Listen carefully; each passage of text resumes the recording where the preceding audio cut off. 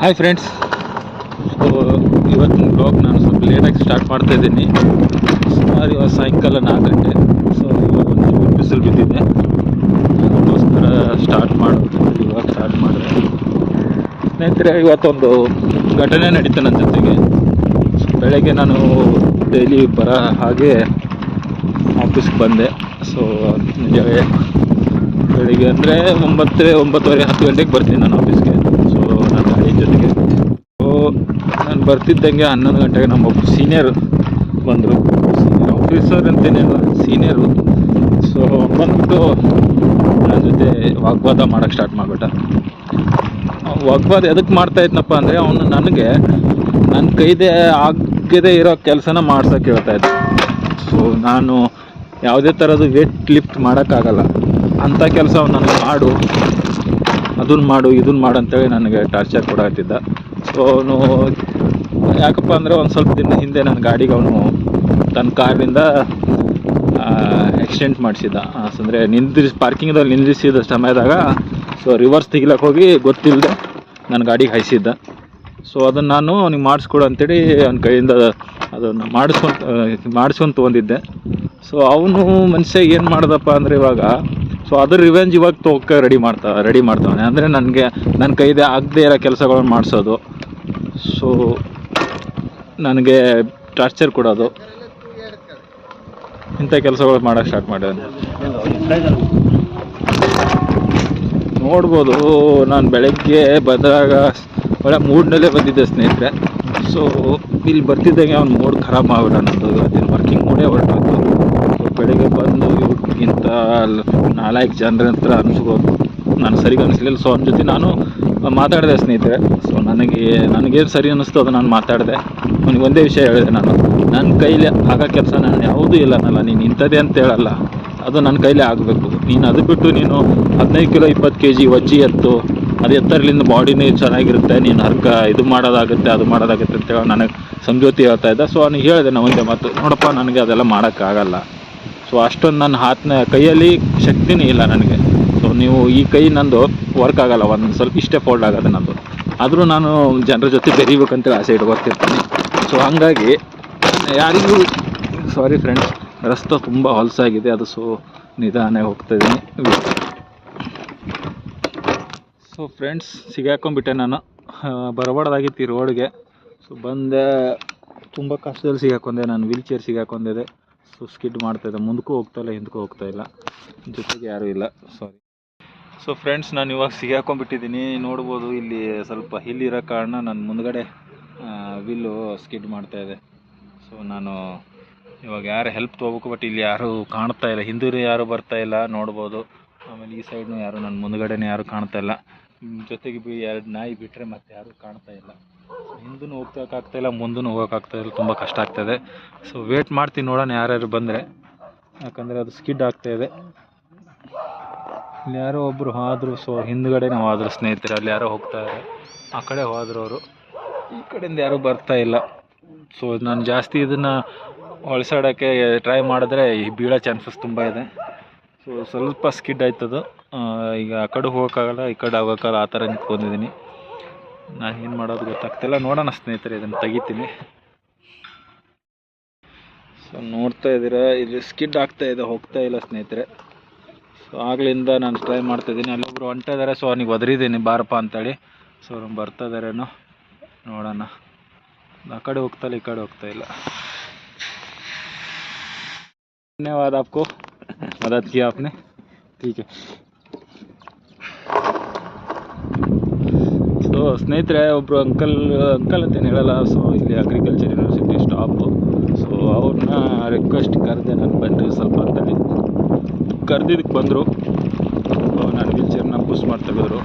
ಸ್ನೇಹಿತರೆ, ಅದೇ ಹೇಳ್ತಿದ್ದೆ ನಾನು, ಇವತ್ತು ನಮ್ಮ ಆಫೀಸರ್ ಜೊತೆ ಏನು ನಾನು ಬೆಳಗ್ಗೆ ವಾಗ್ವಾದ ಆಯ್ತು ಅಂತೇಳಿ.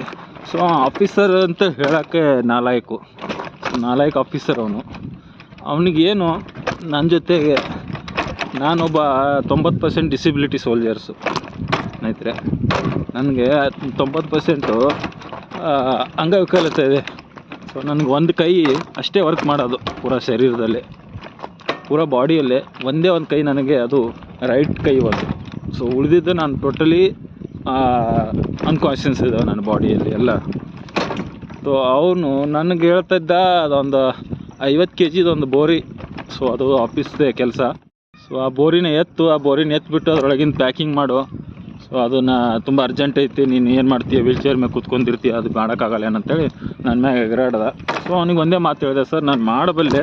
ಸೊ ಅದನ್ನು ನೀವು ಯಾರಾದ್ರೂ ತೆಳಗೆ ಇಳಿಸಿ, ಅದು ಒಂದು ಸ್ವಲ್ಪ ಮೇಲಿತ್ತು, ಬರ್ಸನ್ ಅಂತ ಹೇಳ್ತಾರಲ್ಲ ಆ ಥರದ ಹೈಟ್ ಇತ್ತು, ಒಂದು 3 feet ಮೇಲೆ ಹೈಟ್ ಇತ್ತು. ಸೊ ತಳಗೆ ಇಳಿಸ್ಕೊಡಿ, ನನ್ನ ಕೈಲಿ ಆದರೆ ನಾನು ಮಾಡ್ತೀನಿ, ಇಲ್ಲಾಂದರೆ ಅದು ನನ್ನ ಕೆಲಸ ಅಲ್ಲ, ನಾನು ಮಾಡೋಕ್ಕಾಗಲ್ಲ. ಸೊ ನನ್ನ ಕೆಲಸ ಇರೋದೇನು ಕಂಪ್ಯೂಟರ್ ಕೆಲಸ. ಸೊ ಕಂಪ್ಯೂಟ್ರಲ್ಲಿ ಏನಾದ್ರು ಹೇಳಿ ಅದು ಮಾಡಿಕೊಡ್ತೀನಿ, ಇಲ್ಲಾಂದರೆ ರಿಟರ್ನಲ್ಲಿ ಬರೆದು ಕೊಡೋದಾದ್ರೆ ಹೇಳಿ ಬರೆದು ಕೊಡ್ತೀನಿ. ಅದನ್ನು ಬಿಟ್ಟು ನೀವು ಇಂಥವೆಲ್ಲ ಲೇಬರ್ ಕೆಲಸ ಮಾಡೋಕ್ಕೆ ಹಚ್ಚಿದ್ರೆ ನನ್ನ ಕೈಯಿಂದ ಮಾಡೋಕ್ಕಾಗಲ್ಲ ಹೇಳಿ ನಾನು ಅವನ ಜೊತೆ ವಾಗ್ವಾದ ಮಾಡಿದ್ದಕ್ಕೆ ಅವ್ನು ನನಗೆ ಹಂಗಾಯ್ತು ಹಿಂಗಾಯ್ತು, ನಾನು ಹಂಗೆ ಮಾಡ್ತೀನಿ ಹಿಂಗೆ ಮಾಡ್ತೀನಿ ಅಂತೇಳಿ ಸೊ ನನ್ನ ಜೊತೆ ರಿವೆನ್ಸ್ ತೊಗೋತಾ ಇದ್ದ. ರಿವನ್ಸ್ ತೊಗೋಕ್ಕೆ ಕಾರಣ ಇದೆ ಹೇಳ್ದಲ್ಲ ಸ್ನೇಹಿತರೆ ಆಗಲೇ ನಿಮಗೆ. ಕಾರಣ ಇದೆ ಸ್ನೇಹಿತರೆ, ಅವನು ನನ್ನ ಗಾಡಿಗೆ ಒಂದು 15-20 ದಿನದ ಹಿಂದ್ಗಡೆ ಆಕ್ಸಿಡೆಂಟ್ ಮಾಡಿದ್ದ. ಸೊ ನಾನು ನಿಲ್ಲಿಸಿದ್ದೆ ನನ್ನ ಗಾಡಿ, ನಿಲ್ಲಿಸಿರೋ ಗಾಡಿಗೆ ಪಾರ್ಕಿಂಗ್ದಲ್ಲಿ ಸೊ ಬಂದುಬಿಟ್ಟು ಅದನ್ನು ಹಿಂದ್ಗಡೆಯಿಂದ ರಿವರ್ಸ್ ತೆಗಿಬೇಕಾದ್ರೆ ಅದನ್ನು ಹಾಯಿಸ್ಬಿಟ್ಟಿದ್ದ. ಸೊ ಹಾಯಿಸಿದ್ದಕ್ಕೆ ನನ್ನ ಗಾಡಿ ಡ್ಯಾಮೇಜ್ ಆಗಿತ್ತು. ಅವ್ನಿಗೆ ಗೊತ್ತಿದ್ದರೂ ನನಗೆ ಹೇಳಿರಲಿಲ್ಲ, ನನ್ನದೇ ಗಾಡಿ ಅಂತ ಗೊತ್ತಿದ್ದರೂ ನನಗೆ ಹೇಳಿರಲಿಲ್ಲ ಅದು ನನ್ನ ಗಾಡಿಯಿಂದ ಆಗಿತ್ತು ಅಂತೇಳಿ. ನಾನು CC ಕ್ಯಾಮ್ರಾದಲ್ಲೆಲ್ಲ ಅದನ್ನು ನೋಡಿ ಯಾರು ಗಾಡಿ ಆಕ್ಸಿಡೆಂಟ್ ಆಗಿ ಯಾರು ಮಾಡಿದ್ರೆ ನನ್ನ ಗಾಡಿಗೆಲ್ಲ ಡ್ಯಾಮೇಜ್ ಅಂತೇಳಿ. ಸೊ ಅವಾಗ ಗೊತ್ತಾಯಿತು ಇವನೇ ಮಾಡಿರೋದು ಅಂತೇಳಿ. ನಾನು ಇವನಿಗೆ ಹೋಗಿ ಕೇಳಿದೆ, ಸರ್ ನನ್ನ ಗಾಡಿಗೆ ನಿಮ್ಮ ಗಾಡಿಯಿಂದ ಟಚ್ ಆಗಿದೆ, ನೀವು ಹಾಯಿಸಿದ್ದೀರಾ, ಅದನ್ನು ಮಾಡಿಸ್ಕೊಡಿ ಅಂತ ಕೇಳಿದೆ ಅವನಿಗೆ. ಸೊ ಅವನು ಅಷ್ಟಕ್ಕೆ ಸ್ವಲ್ಪ ಆಗೈತಿ, ಅದೇನು ಸರಿ ನಾನು ಮಾಡಿಸ್ಕೊಡ್ತೀನಿ. ಅವನಿಗೆ ಸಿಟ್ಟು ಬಂದುಬಿಡ್ತು ಸ್ನೇಹಿತರೆ, ನಾನು ಇವನು ಮಾಡಿಸ್ಕೊಡು ಅಂತ ಕೇಳಿದ್ನಲ್ಲ ಅಂತೇಳಿ. ವಿಷಯ ಏನು ಬೇರೆ ಅಲ್ಲ ಸ್ನೇಹಿತರೆ, ನನ್ನ ಹತ್ರ ಈ ಗಾಡಿ ಆಕ್ಸಿಡೆಂಟ್ ಮಾಡಿದ್ದ, ನನ್ನ ಕಾರಿಗೆ ಅವ್ನ ಕಾರಿಂದ ಟಚ್ ಮಾಡಿದ್ದಕ್ಕೆ ನಾನು ಅವನ ಹತ್ರ ಮಾಡಿಸ್ಕೊಂಡ ಕಾರಣ. ಸೊ ಅವನು ಈ ಥರ ನನ್ನ ಹತ್ರ ರಿವೆನ್ಸ್ ತೊಗೋತಿದ್ದಾನೆ, ನನ್ನ ಕೈಯಿಂದ ಆಗದೇ ಇರೋ ಕೆಲಸಗಳನ್ನು ಹೇಳೋದು. ಸೊ ಯಾವುದೋ ಒಂದು ವಿಷಯಕ್ಕೆ ಸುಮ್ಮನೆ ನನ್ನ ಹತ್ರ ಕೆದರಿ ಜಗಳ ಮಾಡೋದು. ಸ್ನೇಹಿತರೆ ನಾನು ನಿಮ್ಗೆ ಹೇಳಿದ್ದೆ, ನಾನು ಡಿಫೆನ್ಸಿಂದ ಕೋರ್ಸ್ ಮಾಡಿದ್ದೆ, ಕಂಪ್ಯೂಟರ್ ಕೊಪ್ಪ ಕೋರ್ಸು. ಆ ಕೋರ್ಸಿನ ಅಪ್ರೆಂಟಿಸ್ಶಿಪ್ ಅಂತ ಹೊರಗೆ ಅಗ್ರಿಕಲ್ಚರ್ ಯೂನಿವರ್ಸಿಟಿಗೆ ಹೋಗ್ತಾಯಿದ್ದೀವಿ. ಸೊ ನಾವು ಸುಮಾರು ಒಂದು 9 ಜನ ಇದ್ದೀವಿ. ಸೊ ಅದರಲ್ಲಿ ನಾನು ಒಬ್ಬ ಕೂಡ. ಹಾಗಾಗಿ ಅಲ್ಲಿ ಅಪ್ರೆಂಟಿಸ್ಶಿಪ್ ಹೋಗ್ತಾ ಇದ್ದೇವೆ. ಇವನ ಜೊತೆ ಏನು ಇವತ್ತು ಜಗಳ ಆಗಿದೆಯಲ್ಲ, ಇವನು ಬೇರೆ ನಮ್ಮ ಡಿಫೆನ್ಸ್ ಆಫೀಸರ್ ಏನಲ್ಲ, ಇವನು ಅಗ್ರಿಕಲ್ಚರ್ ಯೂನಿವರ್ಸಿಟಿ ಒಬ್ಬ ವರ್ಕರ್ಸು. ಸೊ ನಾನು ಆಲ್ರೆಡಿ ರಿಟೈರ್ಡ್ ಆಗಿದ್ದಾನೆ, ಆದರೂ ಕೂಡ ಅಲ್ಲಿ ಏನೋ ರಿಟೈರ್ಮೆಂಟ್ ಆದವ್ರಿಗೆ ಮತ್ತೆ ಅವ್ರ ಹತ್ರ ಜಾಬ್ಗೆ ಇಟ್ಕೋತಾರತ್ತೆ, ಮತ್ತು ಪ್ರೈವೇಟ್ ಜಾಬ್ ಆಗಿ. ಸೊ ಹಾಗಾಗಿ ಅವ್ನು ಮಾಡ್ತಾಯಿದ್ದಾನೆ. ಇವಾಗ ಮತ್ತೆ ಒಂದು 6 ತಿಂಗಳಾಯ್ತು ಅವ್ನು ರಿಟೈರ್ಡ್ ಆಗಿ ಅಲ್ಲೇ ಮಾಡ್ತಿದ್ದಾನೆ. ಬಟ್ ಅವನು ನಮ್ಮ ಮೇಲೆ ಕಮಾಂಡ್ ಮಾಡೋಕ್ಕೆ ನೋಡ್ತಾ ಇದ್ದಾನೆ. ಅವನು ಇವಾಗ ನನ್ನ ಹತ್ರ ರಿವೆನ್ಸ್ ತೊಗೋಕ್ಕೆ ಕಾರಣನೇ ಇದು. ಸೊ ಇವಾಗ ನೋಡ್ಬೇಕು, ಅವನು ನಮ್ಮ ಡಿಫೆನ್ಸ್ ಕಂಪ್ಲೇಂಟ್ ಕೊಡ್ತೀನಿ, ನಿಮ್ಮ ಡಿಫೆನ್ಸ್ನ ನಾನು ಲೆಟ್ರ್ ಕಳಿಸ್ತೀನಿ, ಹಂಗಾಯ್ತು ಹಿಂಗಾಯ್ತು ಅಂತ ನನ್ನ ಹತ್ರ ಎಗರಾಡ್ತಾ ಇದ್ದೆ. ಸೊ ನನಗೆ ಒಂದೇ ಮಾತು ಹೇಳಿದೆ, ನೀನು ಎದಕ್ಕೆ ಲೆಟ್ರ್ ಕಳಿಸ್ತೀಯ, ಏನು ಕಳಿಸ್ತೀಯ ಅದರ ರೀಸನ್ ಕೊಟ್ಟು ಕಳಿಸು. ನನ್ನ ಕೈದೇ ಆಗದೇ ಇರೋ ಕೆಲಸ ನೀನು ಮಾಡೋಕ್ಕೆ ಹೇಳಿದ್ದಲ್ಲ ಅದನ್ನು ಕೂಡ ಅದರಲ್ಲಿ ಮೆನ್ಷನ್ ಮಾಡು. ಸೊ ನೀನು ಕಂಪ್ಲೇಂಟ್ ಕೊಟ್ಟರೆ ನಾನು ಅದನ್ನು ಕಂಟಿನ್ಯೂ ಮಾಡ್ತೀನಿ. ನೋಡೋಣ ನಮ್ಮ ಡಿಫೆನ್ಸ್ನಾಗ ಏನು ನನಗೆ ಆ್ಯಕ್ಷನ್ ತೊಗೋತಾರೆ ತೊಗೊಳ್ಳಿ. ನೀನು ಸುಮ್ಮನೆ ನನ್ನ ಮೇಲೆ ಎಗರಾಡೋಕ್ಕೆ ಕೆಲಸ ಇಲ್ಲ. ನನಗೇನು ಇಲ್ಲಿ ಬಂದಿರೋದು ನನ್ನ ಕಂಪ್ಯೂಟ್ರ್ ಕೋಪ ಕೆಲಸಕ್ಕೆ, ಅದನ್ನು ಏನು ಮಾಡೋ ಕೆಲಸ ಇದ್ದರೆ ಹೇಳು ಮಾಡ್ತೀನಿ.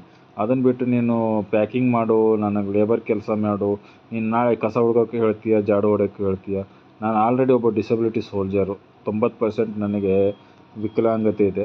ಆದರೂ ನಾನು ನಿನ್ನ ಹತ್ರ ಬಂದು ಕೆಲಸ ಮಾಡ್ತಿದ್ದೀನಿ, ಇದಕ್ಕೆಲ್ಲ ನಿನಗೆ ನನ್ನ ತಲೆ ಬಾಗಲ್ಲ. ಸೊ ನೀನು ಎಲ್ಲಿ ಕಂಪ್ಲೇಂಟ್ ಮಾಡ್ತೀನಿ ಮಾಡು ಅಂತೇಳಿ ಅವನ ಜೊತೆ ಮಾತಾಡಿದೆ ಸ್ನೇಹಿತರೆ.